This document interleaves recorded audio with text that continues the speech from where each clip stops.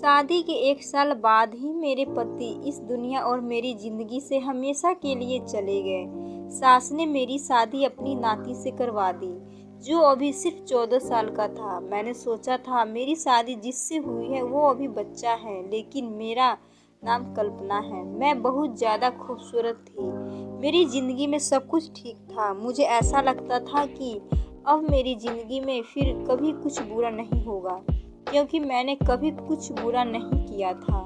लेकिन वही होता है जो किस्मत में लिखा होता है। जब मैं छोटी थी तो मेरी माँ एक आदमी के साथ मुझे और मेरे पापा को छोड़कर भाग गई थी। मेरे पापा घर में ज़्यादा ध्यान नहीं देते थे और वह भी एक औरत को शादी कर कर ले आए। जब मैं 18 साल की हो गई तो घर के सारे काम करती थी, बच्चों को ट्यूशन भी पढ़ाती थी। इसलिए मुझे सब कहते थे कि तुम्हारे पापा तुम्हारी शादी कभी भी नहीं करेंगे। एक तो उनको नौकरानी मिली हुई है, ऊपर से तुम 15,000 कमा लेती हो। पापा जो कह देते वही होता।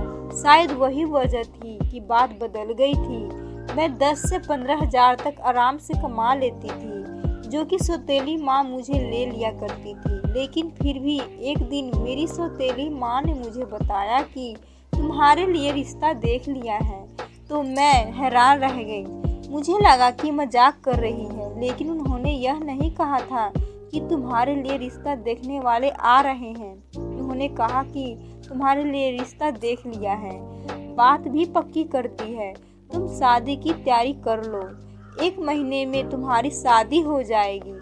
मैं हैरान थी, लेकिन अंदर से खुश भी हुई, क्योंकि मेरी जिंदगी का नया मोड़ आने वाला था। मैंने तो अपने दिल से यह बात निकाल दी थी कि मेरी शादी भी होगी, क्योंकि मुझे लगता था कि मेरी सौतेली माँ मेरी शादी कभी नहीं करवाएगी। लेकिन जब यह सब कुछ हो रहा था, इसीलिए मैं बहुत ज़्यादा खुश थी। खुशी खुशी शादी की तैयारी में लग गई। शादी की रात भी बहुत कुछ अजीब हुआ। मैंने अपने पति को नहीं देखा था। हम लोगों को साथ बैठाया गया था, लेकिन मैं नीचे देख रही थी। इतनी हिम्मत कहाँ होती है दुल्हन में कि सर उठा ले और गर्दन उठाकर 2 पल अपने पति को देख ले। मैंने भी नहीं देखा था। उसके बाद जब मैं कमरे में बैठी थी, तभी अपने पति को देखा और मुझे पता चला कि वह बहुत अच्छा इंसान है। उसने पहले ही दिन मेरा बहुत सम्मान किया। उसके घर में सिर्फ उसकी माँ थी और एक बहन थी, और बहन का 14 साल का एक बेटा था। उसने मुझे बताया कि मेरी बहन का बेटा मेरे बच्चों की तरह है, पर मेरा बहुत लगाव है।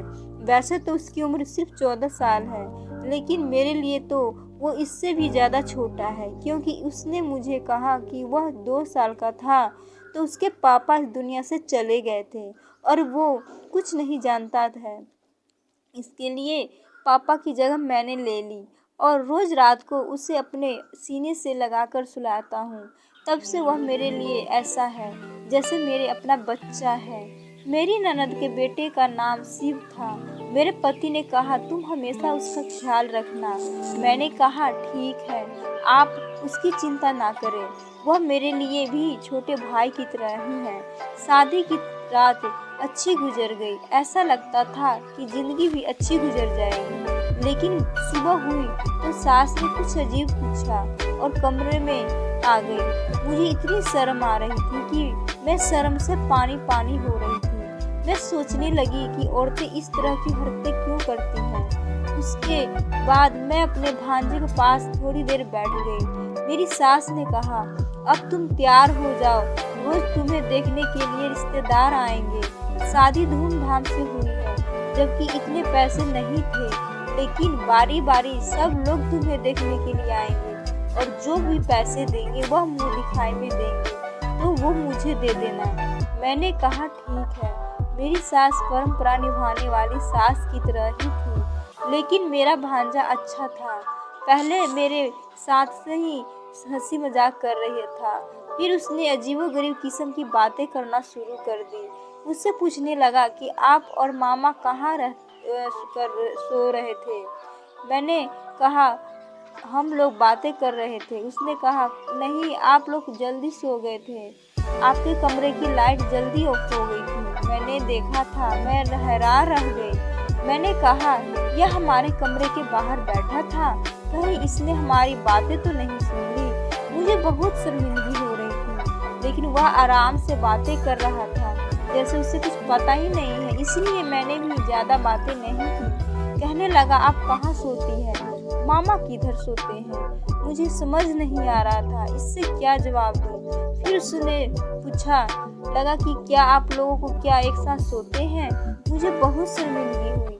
शाम को मैंने यह बात अपने पति को बताई कि वह इस तरह से सवाल पूछ रहा था। अजीब बात है, इतने छोटे बच्चों के दिमाग में इतने सारे सवाल। मेरे पति ने कहा, मैंने कहा था ना तुम्हें कि तुम्हें ख्याल उसका रखना है, तुम पहले दिन ही उसकी शिकायत करने लगी हो।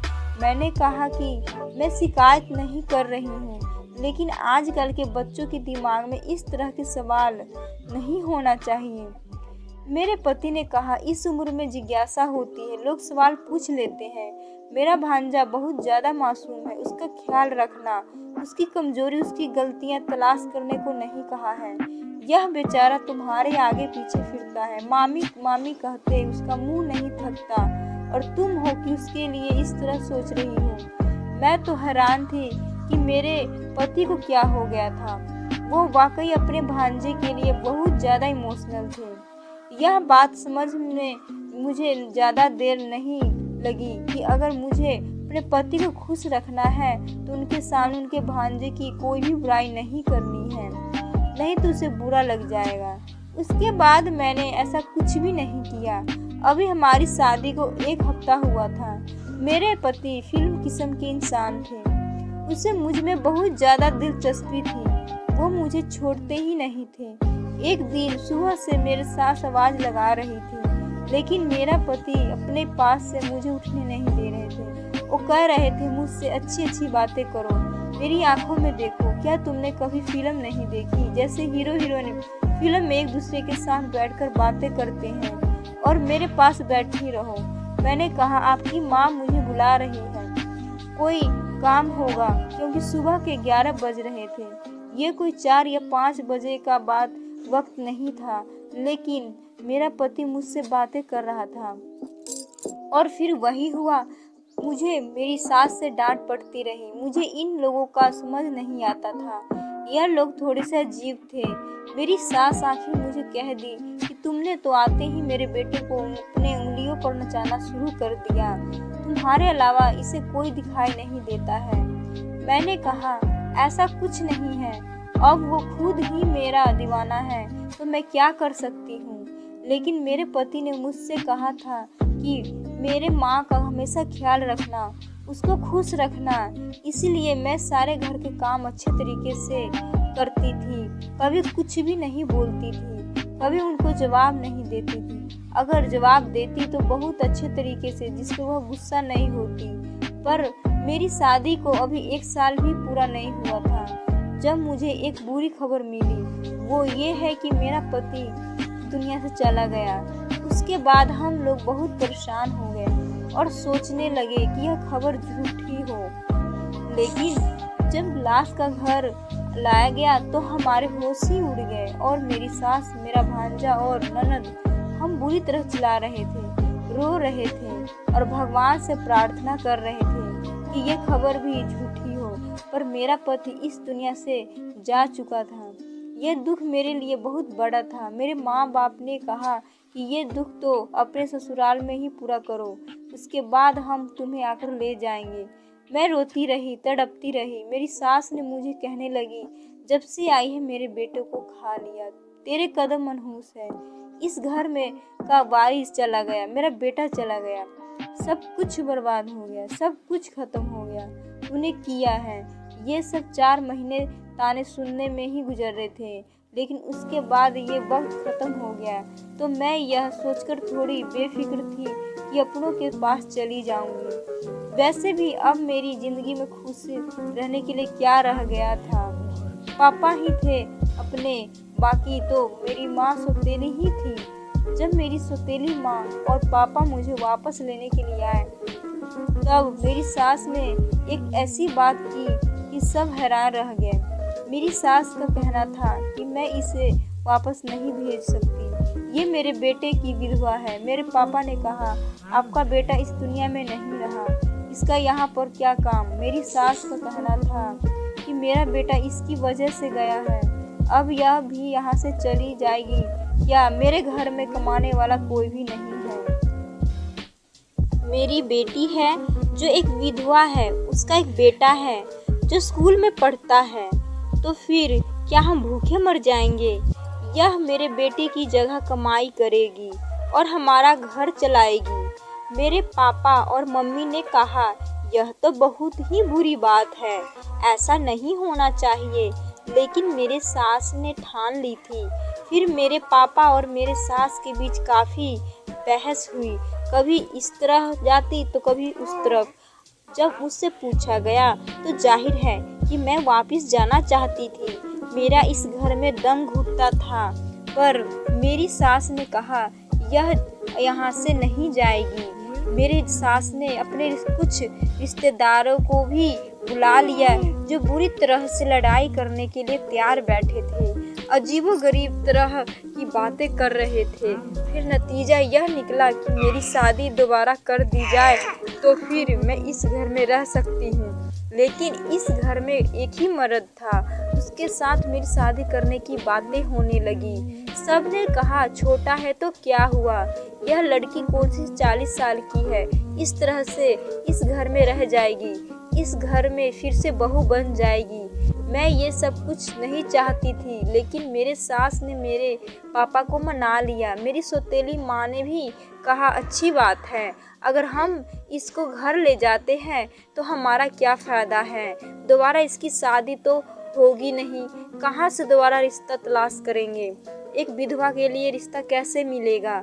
आजकल कुंवारी लड़कियों के लिए रिश्ता नहीं मिलता है, इसलिए इसको यहीं रहने दे, समाज वाले भी बात करेंगे। एक बेटी अगर फिर से सुहागन बन रही है तो इस ऑफर को ठुकराकर हम इसे अपने साथ ले जाएंगे तो हमारे घर में भी ये विधवा कहलाएगी।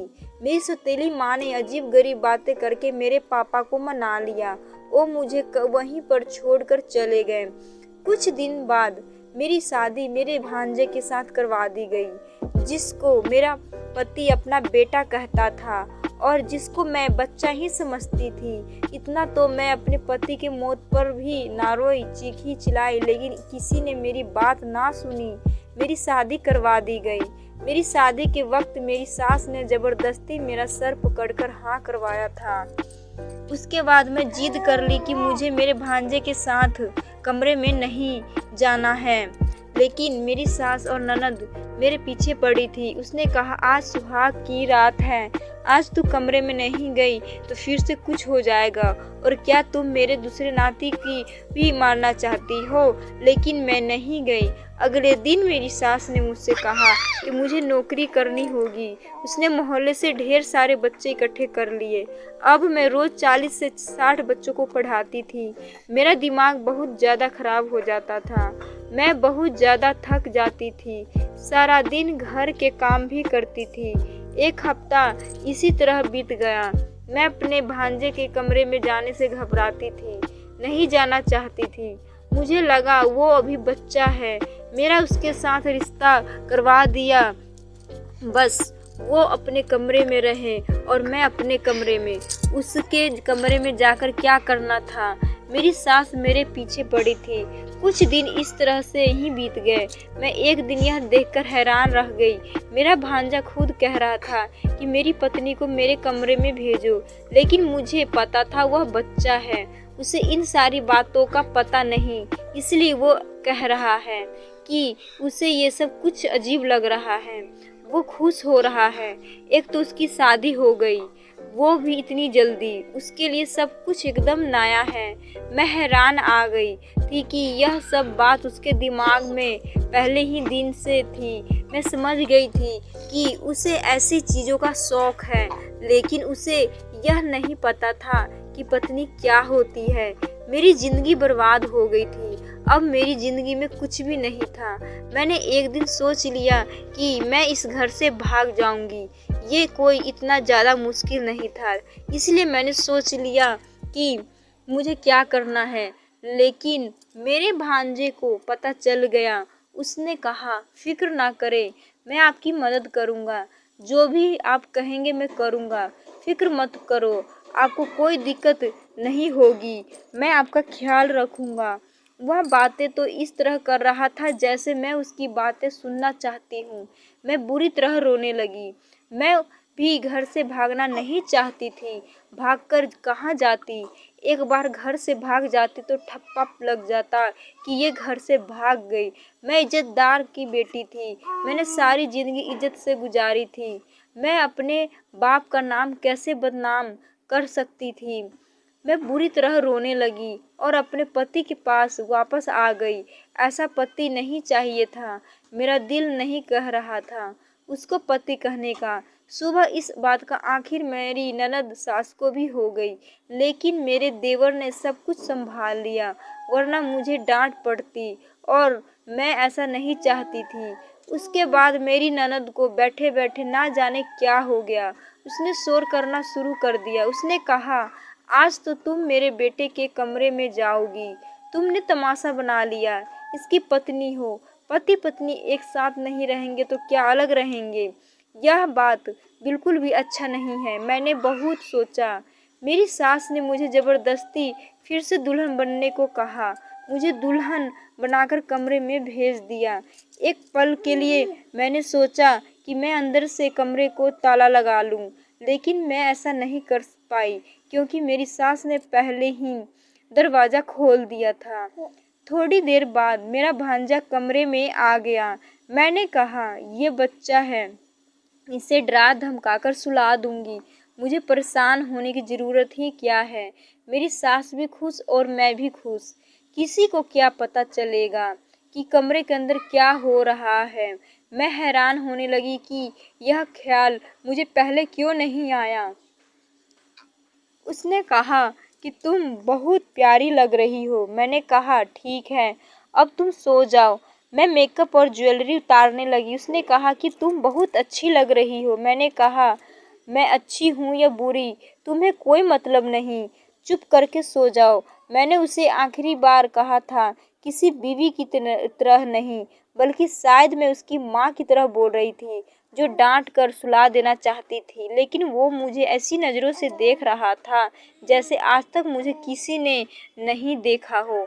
मैंने कहा, मेरी शक्ल क्यों देख रहे हो? चुपचाप सो जाओ। मैं अभी भी इस पर रोब जमाने की कोशिश कर रही थी, जबकि मुझे डर लग रहा था। थोड़ी देर के बाद उसने मेरा हाथ पकड़ा और मेरे मुंह पर थप्पड़ दे मारा। मैं हैरान रह गई। उसने कहा, तुम्हें तमीज नहीं है, अपने पति से किस तरह बात करते हैं? तुम मुझ पर चिल्ला रही हो, बेवकूफ़ औरत। मैंने कहा, तुम अभी ज़मीन से निकले नहीं हो और रोते हुए पति बनने के लिए तुम मेरे पति नहीं हो, तुम्हारी उम्र ही क्या है? उसने कहा, तुम मुझ पहले ही दिन ही पसंद आ गई थी। तुम्हें पता है, तुम्हें पाने के लिए मैंने क्या कुछ नहीं किया था। अपने बाप जैसे मामा को मारना पड़ा, लेकिन क्योंकि मैं तुम्हें पाना चाहता था। ये सुनकर मेरी रूह कांप गई। उसने अपने मामा को खुद मारा था। उसने कहा, मैंने अपने मामा को खुद मारा था। उसने कहा कि मैं अपने मामा की कार का ब्रेक खोल दिया था, जिसकी वजह से जब वह थोड़ा आगे गया तो उसका ब्रेक पर कंट्रोल ख़त्म हो गया, उसका एक्सीडेंट हो गया। सब ने यही समझा कि उसका हादसा हो गया है, वह दुनिया से चला गया, जबकि यह सोच समझा प्लान था। मैं हैरान रह गई। इस आदमी ने मेरे पति को मार डाला, जिसे मैं बच्चा समझ रही थी, और अभी मेरा पति बना खड़ा था। यह कोई मासूम बच्चा नहीं था, ये एक शैतान था जिसने अपने मामा को मार डाला।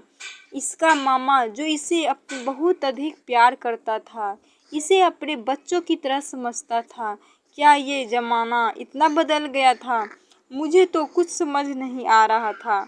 मैं वहाँ से भाग जाना चाहती थी, चीखना चिल्लाना चाहती थी, लेकिन वह मुझे अपनी तरफ खींच लिया। मगर जब से मुझे पता चला कि मेरे पति का मौत नहीं बल्कि मारा गया तो मैं 1 हफ्ते तक बेहोश रही। सब कुछ बताया, लेकिन कोई मेरी बात पर विश्वास नहीं किया। उन्होंने कहा ऐसा हो नहीं सकता है, ये अपने मामा को कभी नहीं मार सकता, क्योंकि तुम झूठ बोल रही हो, तुम इससे शादी नहीं करना चाहती थी। मेरे पास एक ही रास्ता था, मैं खुदकुशी कर लेती, लेकिन मुझे किसी ने मरने भी नहीं दिया। आज भी इस तरह से ज़िंदगी गुजार रही हूँ।